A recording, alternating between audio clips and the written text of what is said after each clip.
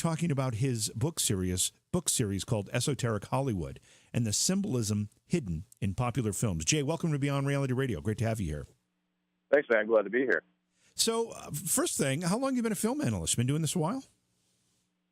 I would say a budding film critic since high school, so maybe even before that. So, yes, I've always been picking apart movies, making fun of movies, watching bad movies and good movies.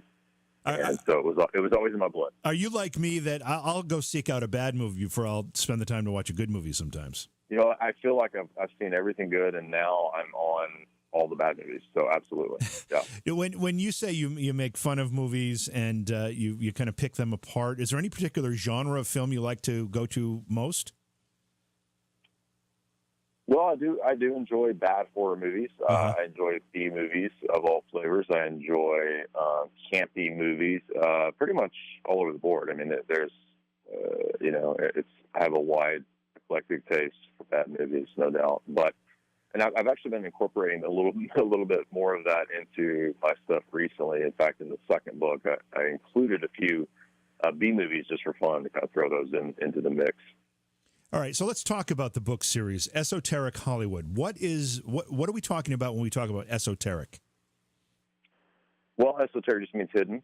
So we're talking about stuff that's not necessarily in plain sight, although sometimes things are hidden in plain sight.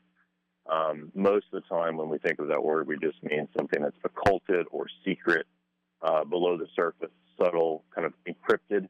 And so what I did was I went to college and I studied film and philosophy, and I decided to write a couple books on that. And so I basically talk about symbolism in film. But it's not just decoding symbols. There's a lot of other layers that you can look into. I talk about Hollywood history a lot. Talk about the mafia and their relationship to Hollywood and history. I talk about different cults and secret societies and how they related to the film industry in the background, and how all of that kind of goes into one big blender mix that becomes the film that you watch. As you were starting to study this, compile this type of information, were you surprised at the amount of material was there, the number of things that are maybe in our films that we're watching or our television shows that we're seeing, or even some of the music that we're listening to that falls into this category? Absolutely. I think one of the films that really stuck with me back when I was in high school, I remember when Mel Gibson, the Dick Donner film Conspiracy Theory with Mel Gibson, when that came out, I kind of had a sense of conspiracy theories. I was a senior in high school at the time, but I remember when it came out, I thought, it's almost like maybe Hollywood is telling us something about conspiracies themselves. And so it kind of planted a seed in my mind that would later kind of grow into what the books became. But I'd say ever since then, the seed was planted. But then when I went to study it in a more academic way, I was absolutely blown away. I never would have dreamt the rabbit hole that Hollywood and film can be. And, the last 10 years of my life have really been kind of devoted to that. Are they putting these things into our popular entertainment options intentionally, or do they end up there in somewhat of an accidental fashion? It's all the above. So I think sometimes you've got people who say are producers, directors, writers, screenplay, cinematographers, art direction. They're all maybe having their input. Maybe somebody has a specific intention of putting something there that not everybody else does. And then I think at times certain films can completely be viewed in a kind of occult or ritualistic way. It just kind of depends on whether it's a big blockbuster that's going to be useful for a lot of propaganda, or whether it's a kind of a weird art house film, that has eccentric directors and producers, or who knows. I mean, there's all the above that could be involved and are involved. Are these filmmakers, are these producers, are these studios trying to in some way influence us, convert us, scare us? What's the objective? Again, I don't mean to be too vague, but it's all the above. So, for example, we can go back to the way government has used film all the way back to the time of Hell's Angels with somebody like I just went blank. The Aviator, the Leonardo DiCaprio character is playing. Was that Howard Hughes? Howard Hughes, I'm yeah. sorry. I'm like, yeah, so we can go back to Howard Hughes in the 20s, and he's making, essentially the blockbusters of his days, which were his giant propaganda films. And that was more or less in line with what the government at that time wanted. Other countries have had their own governments produce propaganda films. The Soviet Union did, which I discussed a couple chapters. So on one level, you could look at it like, if you think about the power of film, you can see how governments would use that for propaganda. And then on another layer, you can have, I argue, for example, that directors like David Lynch or Stanley Kubrick were more specifically interested in deeper philosophical perspectives that they did want to inculcate people into or initiate people into. I think that Darren Aronofsky, these are filmmakers who consciously use ritual and occult type ideas in the film specifically, but at other times it could just be more of a government type of operation or propaganda type operation. Let's talk about government involvement for a minute here, because I think it comes as no surprise to most of us that some type of totalitarian regime, the Soviet Union, Nazi Germany, obviously they had their fingers and their hands very deep into any type of entertainment product that was being created, film or otherwise. How far are the American government's fingers into Hollywood? Very deep. That was one of the big things that really struck me, was that I was constantly turning over new leaves, or new leaves, I should say. So when I did my grad work, I focused on Ian Fleming. And if you don't know, of course, Ian Fleming is the creator of James Bond. Yeah. And what really surprised me was the depth to which most of the Ian Fleming stories that he wrote were in part borrowed from his own escapades. Now, obviously not everything. A lot of it was fictionalized. And some of it was other people that he knew in British intelligence, but he was actually doing naval psyops, basically, for British intelligence. And so when you're watching or reading Bond stories, you're seeing, in many ways, things that have a decent amount of reality to them. For example, villains like Le Chiffre, which stands for the cipher, which comes up in the Casino Royale, or villains like Blofeld. They're actually based on the character of Aleister Crowley, the famous British Satanist, who himself was co-opted into doing MI5 asset work. So that's one example that kind of blew me away, and I thought there's so much here. And there's actually a whole field of research called Bondology. Wow. that would be perfect for delving into a master's thesis. And so that was just one element to where you see, on the one hand, government propaganda with wanting to use Bond as a figure for Cold War propaganda, and the ideology of the West as opposed to the Soviets. For example, SMERSH, which is Soviet counterintelligence, that comes up in the early Bond novels before it transitions into Spectre, the international terror organization. So I think Ian Fleming is kind of showing us in fictional form that the Cold War would kind of transition into an amorphous international war on terror. So that's one key example where Western intelligence had a crucial hand in film itself. And of course, Bond, I think it was surpassed eventually by Harry Potter or something for being like the most well-known and most lucrative franchises. But at least throughout the Cold War, the Bond series was the most well-known, iconic franchise.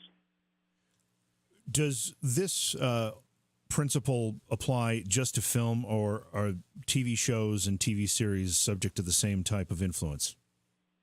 Oh, it's definitely TV. I mean, there's not a big distinction there. I think that blockbusters are very key for a lot of propaganda.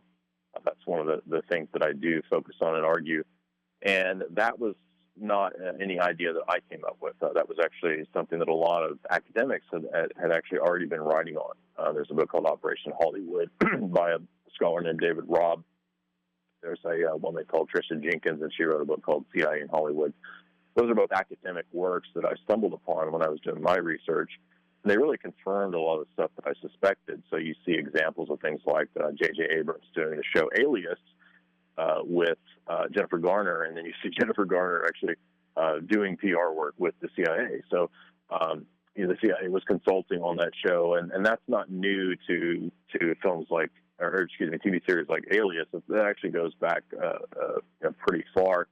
I even turned up examples of people like Jimmy Stewart kind of doing similar stuff back in the 60s with the FBI. He was actually doing, FBI type funded and promoted films. And a lot of those TV series that you see that we know from, like even back to the Twilight Zone actually had Department of Defense consultation on it. So it's always been intertwined, and it goes all the way back to the very beginning of the camera itself. We're going to go to break here in just a couple of minutes. There's 2 volumes in your series, is that right? Correct, yeah.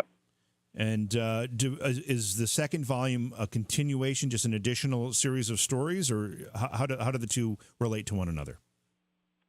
Yeah, well, basically the first one is I focused on 4 or 5 major directors. And so I did Kubrick in about 100 pages, various Kubrick films. I did Spielberg in about 100 pages. I did a bunch of 70s and 80s dystopian films, and then I did 007 and Hitchcock. So those that makes up the first 400-page book. And then the next book, instead of doing directors, I did it topically. I did Hollywood, mobs, cults, spies, and the occult. And so there's about 15 films in that section. And then I did Hollywood mind control and MK Ultra. And then I did Hollywood geoengineering, where they're talking about, aliens, terraforming, this kind of stuff. And then the final section of the second book is Hollywood transhumanism, what the future is going to bring. So that's how the books differ. Do you recommend they be read in sequence, the first one first? They can be done completely independent. They're just, it's a lot of the same type of analysis. I have a very unique style of how I call it kind of Roger Ebert on acid. It's the way that I do movie analysis, where I because Ebert's not bad. He'll talk a lot about symbolism and things like this because he did, I think, an English degree. But in my approach, I bring in conspiracy. I bring in, the propaganda, the CIA. I bring in all those other elements on top of it. We're talking about his book series, Esoteric Hollywood, and I want to specifically go and talk about a couple of directors that we have actually heard come up on this program during other conversations. And the top of the list is going to be Stanley Kubrick. How does Stanley Kubrick's work relate to this conversation? There are so many things about his work, whether it's The Shining, 2001: A Space Odyssey, and other things that he's done that are central to a lot of conspiracy-type discussions. What did you find? I found all that to be true and more. I found that I dug up some really fascinating quotes from Kubrick where he talks about presenting stories as modern-day fairy tales, about presenting surrealism, about his view of quote-unquote magic. And I guess he kind of left things a little ambiguous so that we would debate what he meant by those quotes. His production company, being called Minotaur Films, and then Minotaur at times will come up, especially in The Shining, with the Jack Nicholson character kind of being the Minotaur in the labyrinth, chasing around, terrorizing his family. So there's a lot of layers. There's a lot of themes. So you're absolutely right. I focused on Eyes Wide Shut. I focused on The Shining, and I focused on 2001. I have a different take than a lot of people on all 3 of those. But, the prevalent themes that we see are things like secret societies, the power elites. We see things like human trafficking actually comes up pretty consistently in Kubrick films. We see the idea of, underage type abuse situations. I don't want to get too graphic or anything, but that is a theme from Lolita to Barry Lyndon to Eyes Wide Shut, and even the character, the kid in The Shining. There's intimations that he has been abused by the Jack Nicholson character. So definitely dark themes, but they're present in Kubrick, and I think that he's pretty clearly telling us the kind of stuff that we are now seeing in the news. When we look at things like the NXIVM cult, or when we see this Epstein story all in the news, Kubrick was actually telling us this stuff in his films a long time ago. I want to talk about 2001: A Space Odyssey. You said you found something different. When we've had discussion about that particular film, it tends to relate to the discussion about the moon landings and the possible involvement of Kubrick in putting footage together that represented a landing that didn't happen. Is that what you came across, or was it something else related to that film? No, actually, and of course, Jay Widener is a big proponent of that, and he and I did our TV show together. So we actually produced a full season of a TV show called Hollywood Decoded, which you can watch at Gaia. But that's the one episode where we actually disagreed. We did a Siskel and Ebert style TV show, and when it came to 2001, we kind of disagreed there because, of course, Jay does have that part of his thesis, which I'm not saying isn't necessarily true. I don't have any problem with it being possible that Kubrick was involved in that.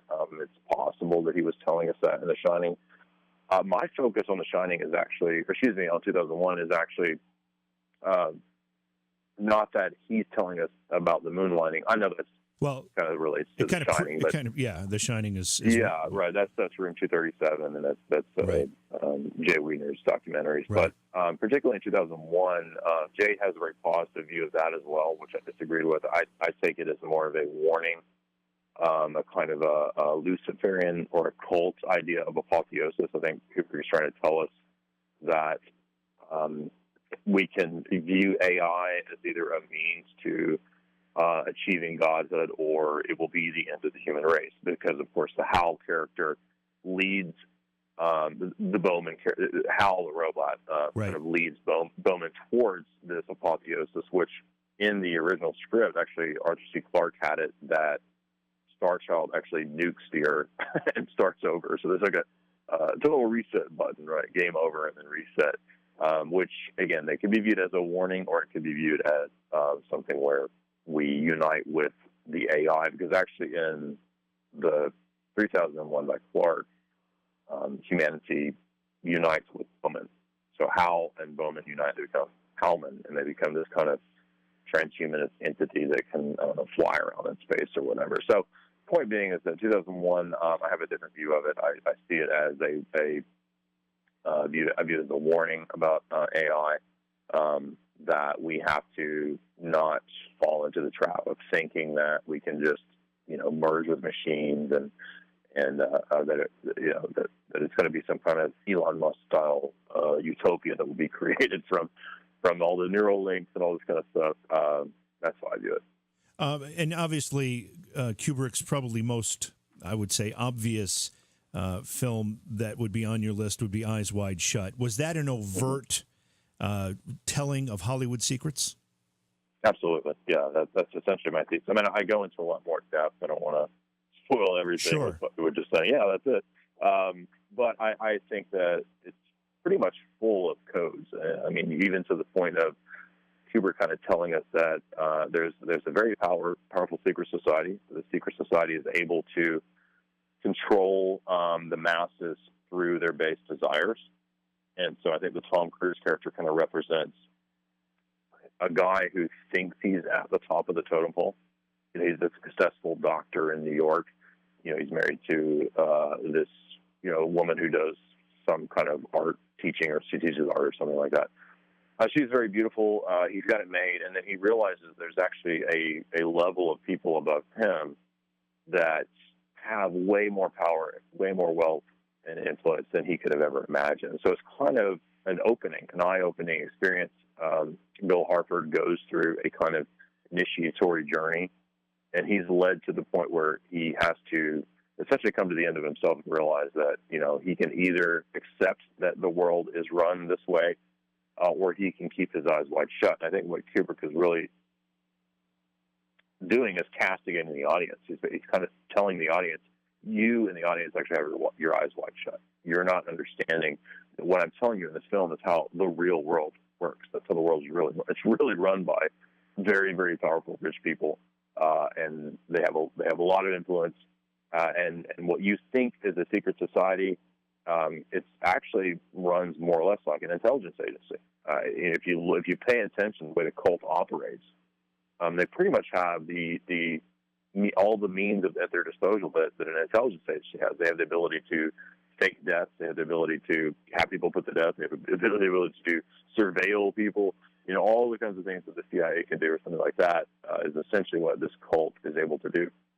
Somebody in our chat room brought up a film that when I read this particular question, it really struck me as something we should talk about, and that's Polanski's Rosemary's Baby. Did you take a look at that one? Obviously, when people think of a cult, frequently they think of satanic-type messages. Right. And obviously, if you haven't seen Rosemary's Baby, spoiler alert here, there's a satanic theme. Right. Did you look at Rosemary's Baby?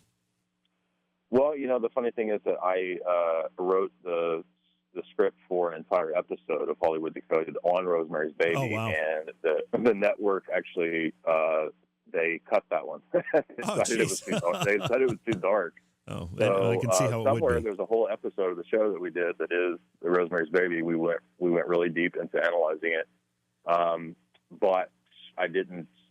So no, that one actually did not make it into the book, but I did do Ninth Gate, which Roman Polanski also did. So, it has exactly the same themes, and I'm not trying to shift away from Rosemary's Baby. I can definitely talk about that. But one thing I do want to say in relationship to Eyes Wide Shut is that Ninth Gate came out right around the same time as Eyes Wide Shut, and it has really striking parallels to Kubrick's Eyes Wide Shut. So I think, with Polanski being present, all the way back to the Manson stuff. I think Polanski was telling us something too, just like Kubrick was.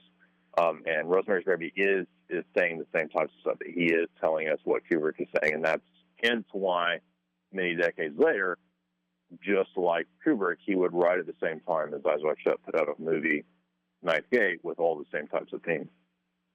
When we talk about satanic themes in films, is there another one that comes to mind that you did some work on that we might not be so obvious? Maybe the themes are a little bit more hidden or subvert, but that are there anyway.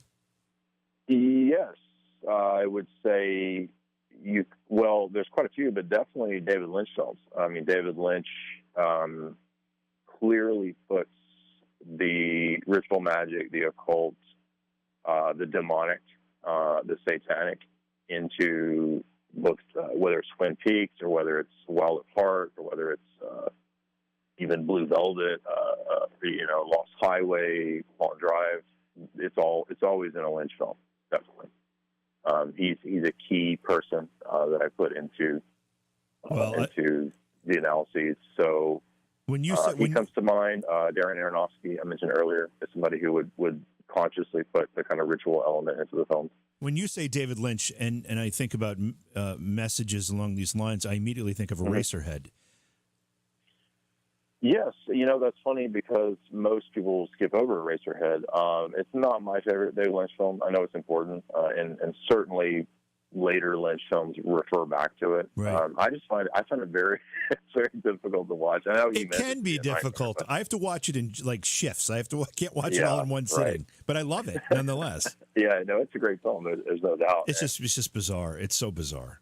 It is, yeah, and he, like most people who want their artworks to be debated, he'll kind of leave these hints about, I was nervous about having a child, and this kind of creature represents my fears of having a baby and this kind of stuff, and then fast forward all the way to the most recent season of Twin Peaks, and he's even throwing in references in season 3 of Twin Peaks all the way back to Eraserhead. So he has the same idea of playing with nonlinear time.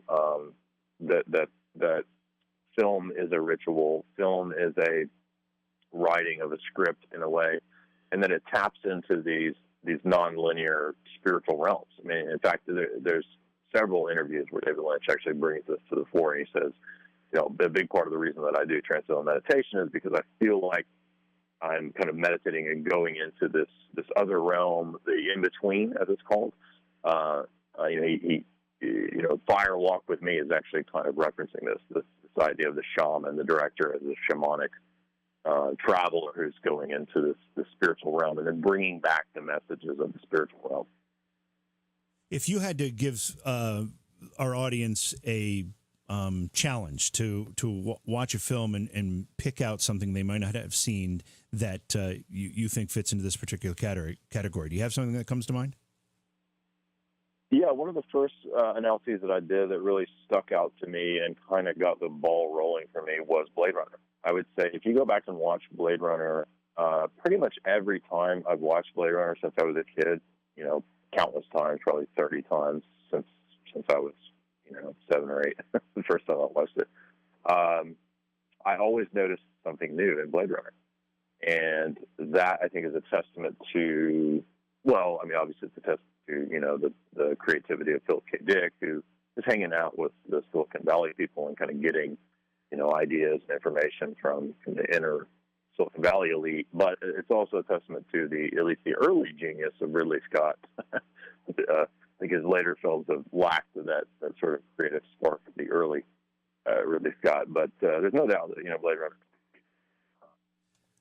Runner, kind of creepy elements of that even, especially with the recent death of Rutger Hauer playing the Roy Batty character. But, yeah, I would say if you pay attention to the imagery in the background, which a lot of times people miss, but you will start to notice pentagrams, you'll start to notice double-headed eagles, you'll start to notice, conscious Masonic imagery, this kind of stuff coming up in Blade Runner. The reference to the William Blake poem that Roy Batty recites, which is pretty fascinating. And it took me many viewings before, I really caught a lot of those clues. We only have a couple minutes left. Your website, jaysanalysis.com. It's more than what we're just talking about there. There's a lot of stuff. What's the website about? What can people find? Yeah, actually, I have, I think, about 900, 1,000 articles that I've written over the last decade.